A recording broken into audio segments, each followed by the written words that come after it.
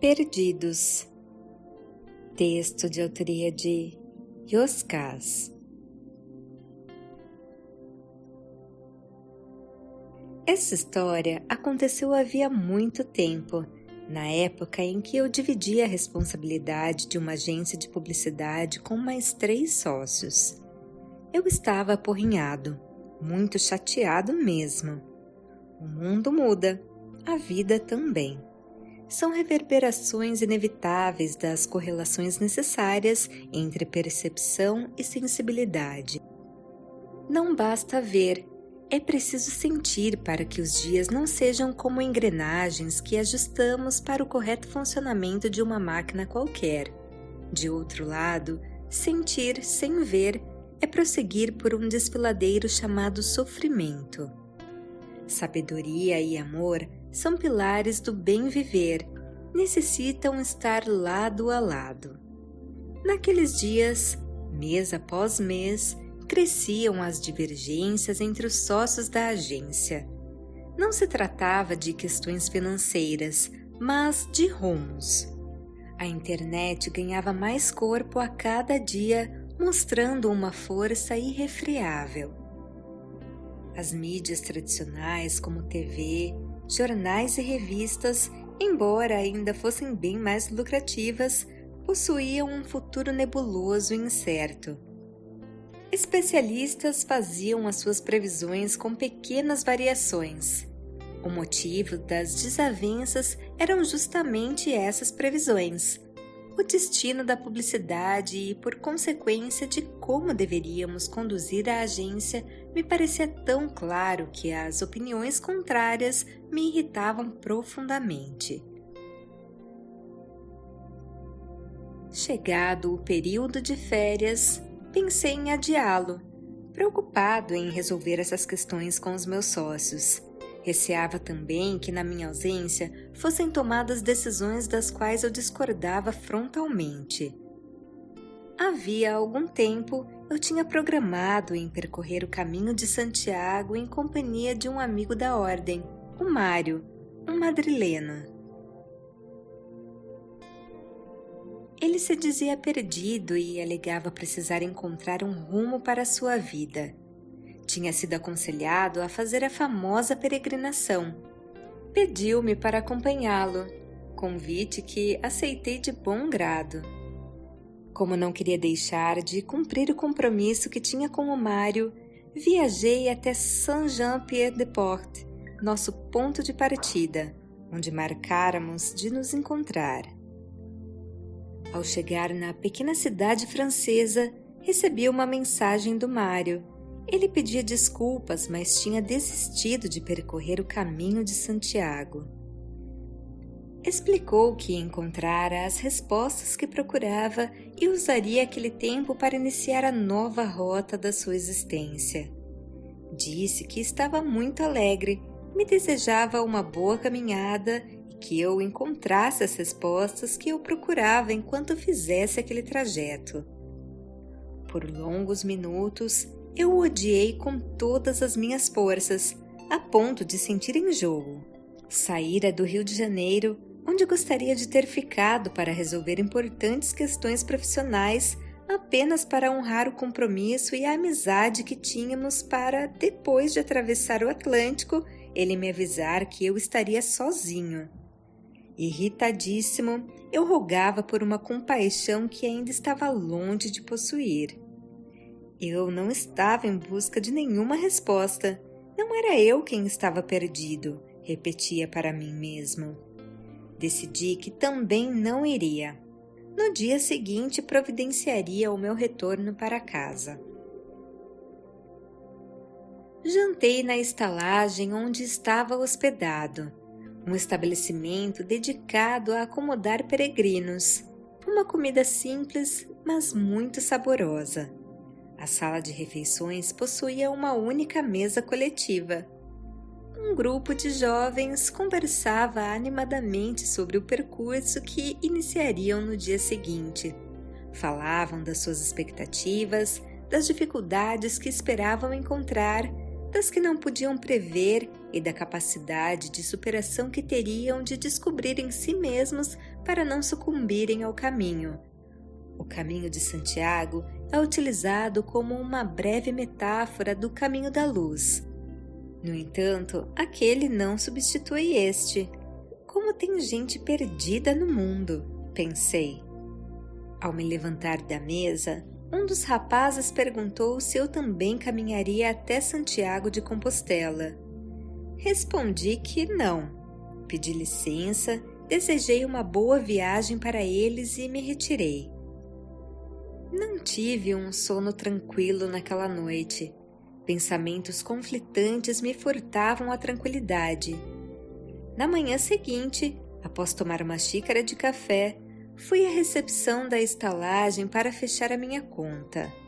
Por me ver de mochila nas costas e por se tratar de um local que hospeda peregrinos, a simpática gerente me deu uma caderneta de apenas 2 páginas, também conhecida como passaporte do peregrino, na qual eu deveria carimbar ao passar por determinados lugares durante o percurso.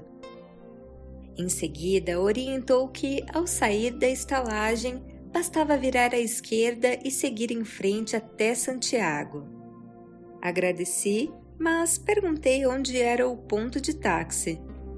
Decepcionada, a moça disse para, na saída, virar à direita. Na porta da estalagem, olhei para a direita. Uma fileira de táxi me aguardava. Por algum motivo, olhei para a esquerda. Uma estrada sem fim me chamava. Não consegui sair do lugar. Naquela época eu odiava ter dúvidas. Talvez pelo medo de escolher. Uma escolha feita significa outra escolha que deixamos de fazer. O medo de escolher é o medo de errar. O medo de errar é a inadequação aos riscos inerentes à liberdade e, mais grave, à evolução. Aprendemos com os erros. Valiosos mestres quando encontrados nas entranhas das decisões equivocadas. Sabia disto, mas ainda não aceitava essa realidade em mim. Eu conhecia as 4 fases de cada ciclo evolutivo: entender, transmutar, compartilhar e seguir. O que eu não sabia era que entre as 2 primeiras etapas, o entender e o transmutar, existem 2 importantes níveis intermediários, o ver e o aceitar. Não basta conhecer a teoria da luz para que eu consiga me transmutar em uma pessoa diferente e melhor. Antes, necessito enxergar e aceitar a escuridão que me habita, momento sem o qual de nada me vale o mais fino conhecimento, pois não saberei onde e nem qual maneira irei aplicá-lo. Eu desconheci esse detalhe. Aquela fração de segundo na porta da estalagem foi determinante para eu entender que as escolhas são verdadeiros portais que, como tais, nos conduzem a diversas esferas da existência. Mudam a história e o destino próximo. Para modificar uma vida, basta alterar o padrão de escolhas. Isso explica a desnecessidade dos lamentos. Tá ruim? Comece a escolher diferente. Tudo muda. Naquele instante, eu estava prestes a retornar para uma realidade desagradável, mas que eu entendia como a melhor possível. Para melhorar, a solução era simples. Bastava que os meus sócios reconhecessem os seus equívocos e passassem a concordar comigo. Então ficaria perfeita. A minha lógica não era simples, mas simplória. Um raciocínio que conduz ao sofrimento. O mundo não vai mudar para se adequar aos meus desejos e olhares. De outro lado, também seria errado eu me modificar somente para agradar as pessoas. A arte está em eu me transformar para viver a minha verdade no mesmo passo que aceito o mundo do jeitinho que ele é. A única maneira de melhorar o mundo é me tornando um indivíduo melhor. Todas as reclamações devem ser colocadas em uma garrafa e lançadas ao mar. Com um pouco de sorte, quem a lançou irá encontrá-la um dia distante nas areias de uma praia qualquer. Então, entenderá que era o destinatário certo capaz de salvar o remetente das suas frustrações. Este é o único poder que temos. Porém, esse é o maior poder do universo, o da criação através da transformação. Sentir as mudanças em movimento dentro de si é a origem da felicidade. Eu conhecia muito bem essa teoria, mas entre o saber e o ser existe uma ponte ainda não atravessada. Viver o saber no ser. Naqueles dias, eu tinha ido a Saint-Jean-Pied-de-Port para auxiliar um amigo que não mais precisava de ajuda. Ora, eu deveria voltar de onde tinha vindo. A vida é simples, pensei. O que eu não sabia era que a simplicidade não se coaduna com o simplismo. A profundidade distancia os conceitos. O simplismo se resume em uma vida sem compromissos com um esforço indispensável à evolução. Evoluir quase nunca possui um processo confortável, causa diversas rotas de fugas. A sensação de força e acolhimento apenas se instala ao final de cada ciclo evolutivo, quando se entende o poder conquistado sobre si mesmo. De outro lado, a simplicidade é a virtude de se desnudar diante de cada gesto e escolha, como método eficaz para permitir à sua essência o indispensável aperfeiçoamento, somente possível perante as dificuldades da vida. As máscaras que usamos e os personagens que interpretamos impedem o desenvolvimento do ser, justamente por evitar que a essência se envolva com a verdade indispensável ao aprimoramento. Uma vida simples é impossível para aqueles que ainda não reconhecem o valor da humildade, a virtude de quem está sinceramente compromissado com a própria evolução e já aceitou a verdade de quem ainda não é.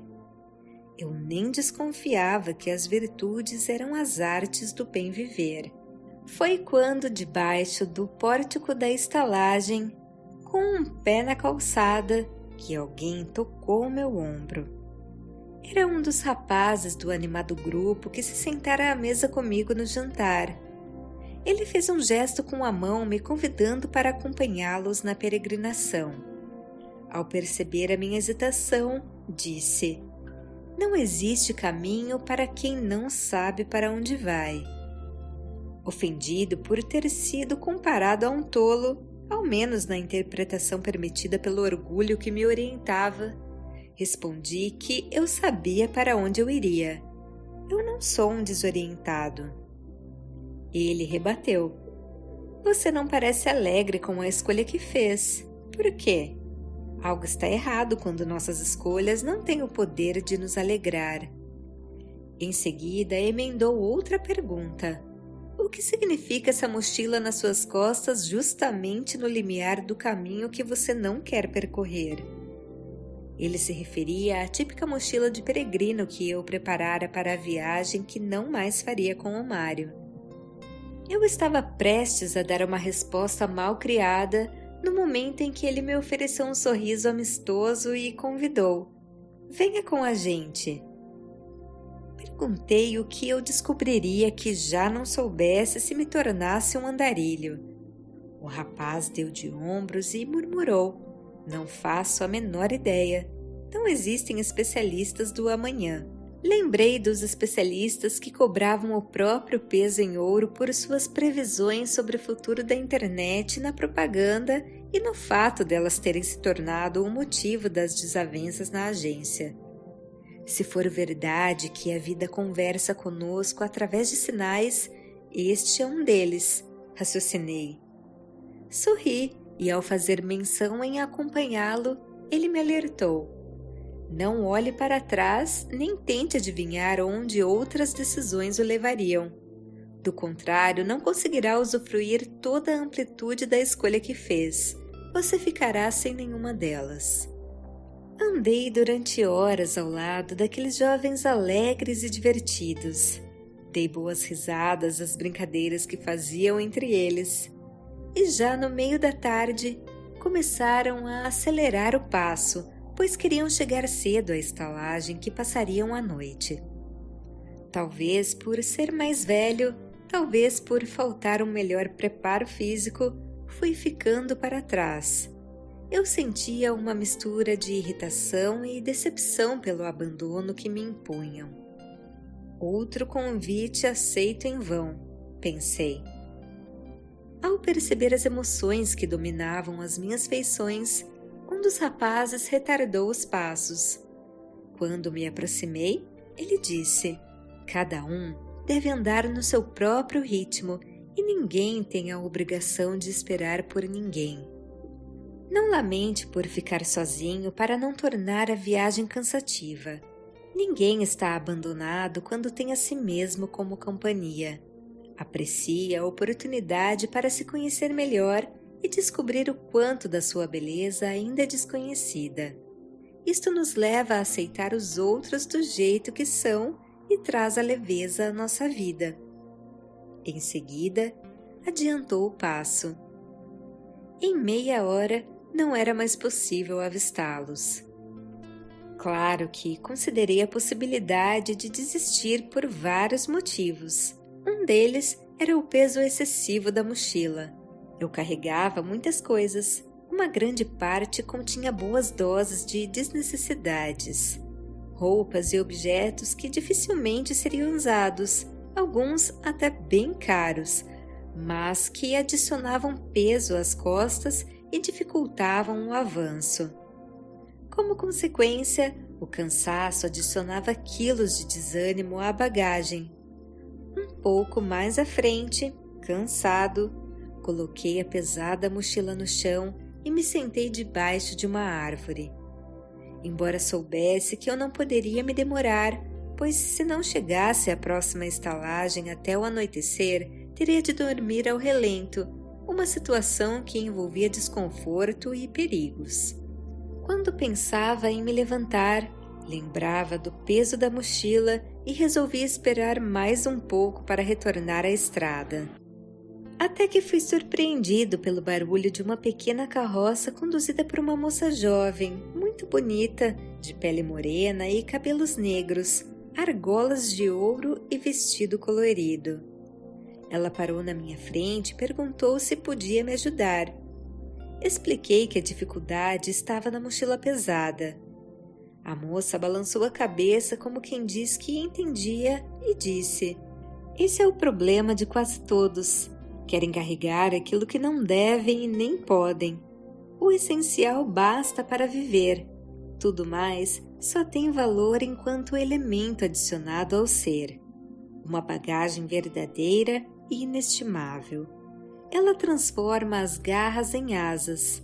Então, conseguem ultrapassar portas inacessíveis àqueles que não conseguem abri-las por terem as mãos ocupadas em recolher o que não sabem ou não conseguem usar." Olhou-me com firmeza e perguntou: "O que você carrega nas costas que torna pesada a caminhada?" Sem esperar por uma resposta, alertou: "Esse é o enigma da liberdade." Diante do meu espanto, ela prosseguiu: "Esse é o entendimento e a prática que oferecem leveza à vida. Não me refiro somente ao desapego às coisas, mas também às situações e pessoas. Serve para as desavenças que não conseguimos desgrudar da memória. Se prestar atenção, será possível perceber que todo fato ou dificuldade o coloca diante de, no mínimo, 2 portais. Cada um deles o conduzirá a uma diferente viagem. A decisão por qual atravessar será sempre sua. Todos os dias nos deparamos com inúmeros portais de múltiplas nuances, inexistentes aos olhares afoitos ou para quem se fecha às infinitas oportunidades inerentes à vida. A transformação começa com uma simples escolha e se desdobra através delas. Assim são com as pessoas. Precisamos de todos. O amor é essencial à vida. Mas nunca os teremos por todo o tempo ao nosso lado. Os motivos são inúmeros. Olhares, quereres e valores, ora aproximam, ora afastam. Respeitar a liberdade do outro significa viver a própria liberdade. Calei-me diante daquelas ideias. A moça olhava à espera da minha reação. Falei que não havia nenhum portal, mas somente uma estrada que eu tinha de enfrentar sem demora se quisesse jantar e ter uma cama para dormir naquela noite. Ela riu e disse: "Você está perdido." Falei que sabia exatamente o ponto do mapa que eu estava. A mulher sacudiu a cabeça e afirmou: "Você está perdido em si mesmo.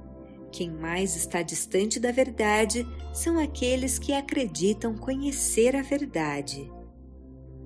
Falei que, se ela quisesse me ajudar, poderia me levar de carroça até o local do meu pernoite. Mostrei-me disposto a pagar pela carona. Ela se negou. Ao contrário do que acredita, isso não o ajudaria. Perguntei o que ela poderia fazer por mim, e a moça foi direta: "Posso livrá-lo de todo o excesso de carga na mochila." Indaguei se ela me entregaria os meus pertences em Santiago de Compostela. Ela foi honesta: "De jeito nenhum. Estou lhe fazendo um favor. Não exija nada por isto." Argumentei que, para isso, eu não precisava dela. Poderia deixar os objetos debaixo da árvore e seguir. Ela ponderou: "Sem dúvida. Contudo, poderia atrapalhar outros viajantes que, tentados pela cobiça, sucumbiriam ao peso que colocariam nas costas." Falei que não era responsável pela decisão dos outros. A jovem mulher me explicou: "Isso é verdade, mas também não é. Não temos responsabilidade pelas escolhas de ninguém. Porém, quando fazemos um movimento no qual temos consciência de que poderá interromper o curso de vida de alguém, caso aconteça, o nosso fluxo também entrará em pane. Os caminhos são individuais, mas todos eles se interligam nas encruzilhadas da existência." Fazia sentido, e eu sabia disso. Apenas nunca tinha colocado o conhecimento em prática. Um pouco a contragosto, comum nas transições de comportamento, deixei quase todo o conteúdo da mochila na carroça da jovem mulher. Eu sabia que nunca mais os veria.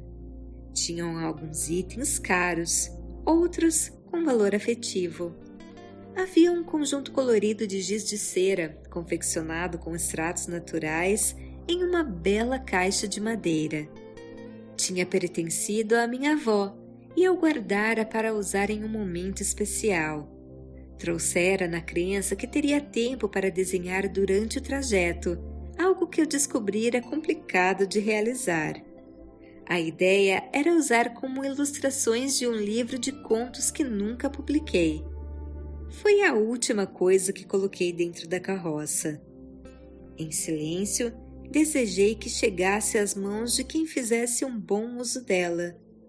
Como se adivinhasse os meus pensamentos, a moça me ensinou: "Deixe ir tudo o que precisa partir. Aquilo que for verdadeiramente seu, retornará." Sem dizer palavra, a vi desaparecer na estrada. Em seguida, animado com a leveza da mochila, comecei a andar.